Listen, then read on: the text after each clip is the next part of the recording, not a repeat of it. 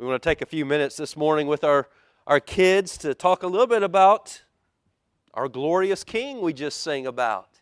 You know, for the past several months, since the start of the year, we've been working our way through some of the stories of the Old Testament and thinking about how God is revealing to the world the person and work of Jesus Christ, who He is and what He's going to do.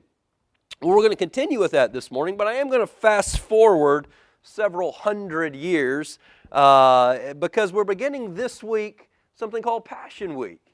What's next Sunday? Who can tell me? Kiddos? Easter. What are we celebrating at Easter? The resurrection, right. The resurrection of Jesus Christ.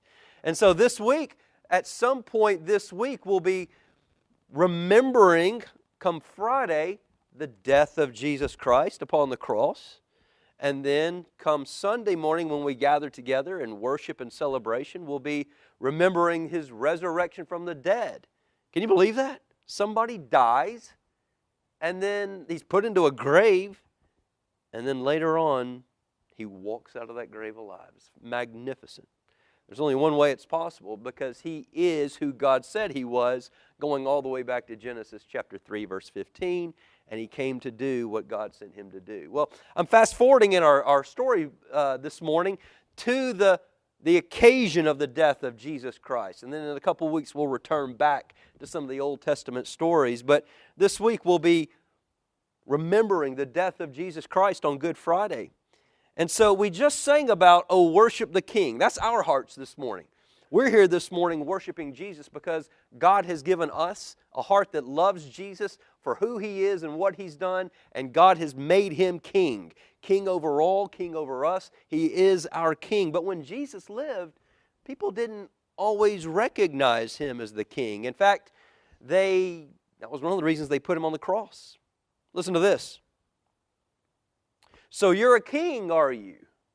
The Roman soldiers mocked at Jesus. Then you need a crown and a robe. And so they gave Jesus a crown made out of thorns.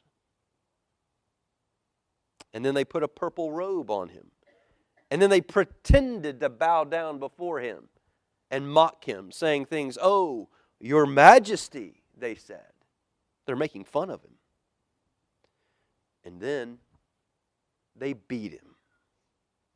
They whipped Him. They spit on Him. You ever had someone spit on you before? You appreciate it? It's probably the lowest form of humiliation, someone just to come up to your face. And it's one thing for someone to accidentally, when they're talking, spit comes out of their mouth. It's a whole other thing when someone comes up to you, looks you in the eye, and spits you right in the face. You see, they didn't understand this was the King of heaven who had come to rescue people. The soldiers made him a sign, "Our King," and they nailed it to the top of a wooden cross. And then they walked up a hill outside the city and made Jesus carry that cross on His back. Now, what do you know about a cross? It's made of wood. What do you know? Anyone ever like to take a piece of wood and just kind of run your fingers across it? And I'm not talking about a smooth piece of wood that's been, kind of cleaned up. I'm talking about just a jag. Anyone enjoy putting your hands just, why? What are you going to get in your hand when you do that? Splinters. And we're talking about big things. And Jesus is carrying this on His back after He's already been whipped and beaten, and His skin is hanging off like ribbons from His body. He's carrying this cross. And here's the thing. Jesus didn't do anything wrong. He didn't sin. He had never done anything wrong to these people. And now they're going to kill Him the way that the very worst criminals were killed. A cross. You see a picture there of Jesus kind of carrying His cross to where they're ultimately going to kill Him. And they did indeed nail Jesus to the cross. They took big spikes. You may have seen pictures about this big. Not little nails like we're talking about here. Like sometimes we nail spikes. And they nailed it through His bones, into a wooden cross, and into His feet. so that he hung upon the cross. See a picture of it there. And Jesus, as he hangs, struggling to breathe, prays, Father, forgive them. They don't understand what they're doing. They don't know who I am. You say you've come to rescue us, people shouted. Look at you. You can't even rescue yourself. But they were wrong. Jesus could have rescued himself. If he had wanted, Jesus could have called out a legion of angels to come down to his side and to come and pull him off that cross. He didn't need angels, but he could have done whatever he wanted to do. But if you're really the Son of God, you could climb down off that cross, they said. And they were right. Jesus could have climbed down. Actually, he could have simply spoken a word and made all his enemies drop down dead.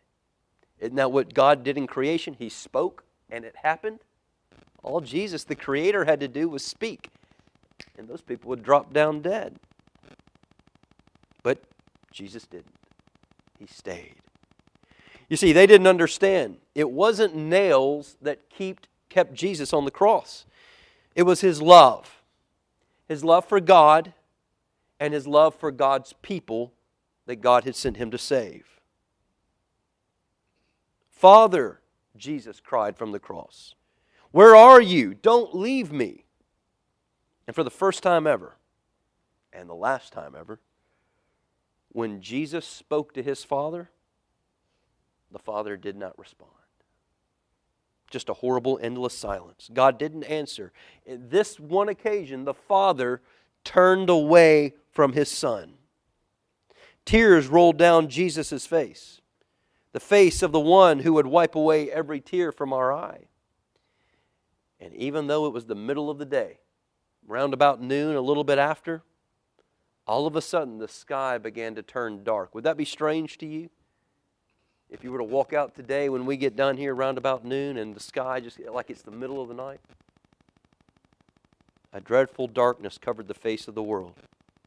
The sun would not shine. The earth began to quake and tremble until it seemed that the whole world would break apart.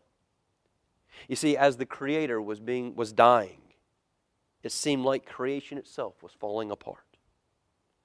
The full force of storm of God's fierce anger at sin was now coming down. That's what the darkness was. The force of God's wrath. And it was coming down on one person. Who? Jesus on the cross. And it was coming down on Jesus instead of the people he had come to save. The people who deserved to die. It was the only way that God could destroy sin and not destroy his children. And then, ultimately, Jesus shouted out in a loud voice, "It is finished." And it was. He had taken on all of God's wrath, and he had died the death that they deserve. Father, Jesus cried, I give you my life. I commit my soul to you.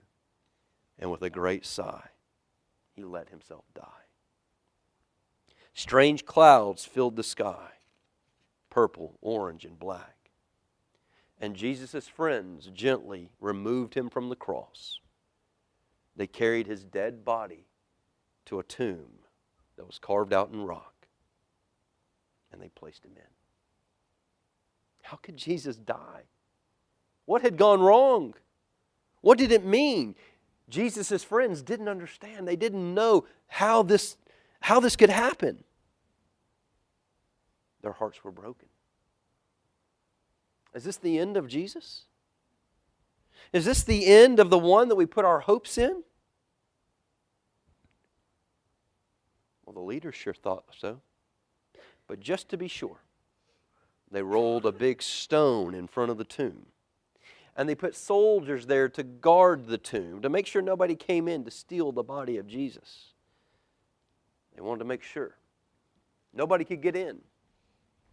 Or, like it would ever happen, no one could get out. Well, that's where things lie. But we'll be reminded next Sunday, that's not the end of the story. Things are about to change, and it's going to change our lives forever and ever.